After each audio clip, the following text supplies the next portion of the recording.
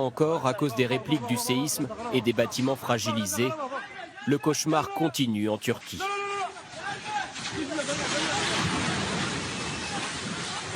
La ville d'Halili est à 200 km de l'épicentre, preuve de l'étendue de la zone dévastée. Des secousses d'une force et d'une durée très exceptionnelles. La première a frappé à 4h17 cette nuit. Dans ce commerce, les objets tombent, le vacarme des tremblements. Un séisme au pire des moments, quand les habitants dorment et sont chez eux.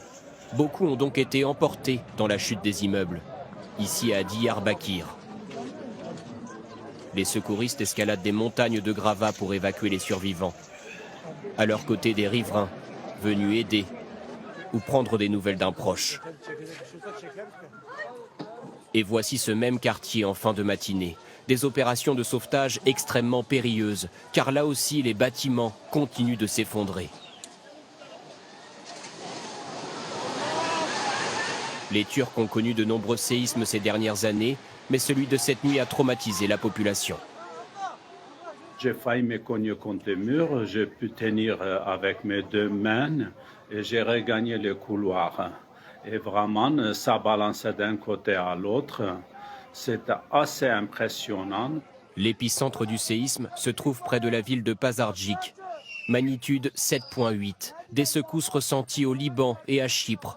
Il y a aussi d'énormes dégâts en Syrie, comme ici, où plusieurs centaines de personnes ont perdu la vie.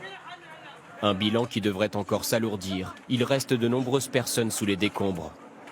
Des zones souvent très difficiles d'accès pour les secouristes. Cet homme est vivant, mais très affaibli. Des quartiers syriens entiers sont dévastés, comme s'ils avaient été bombardés, dans un pays déjà ravagé par la guerre.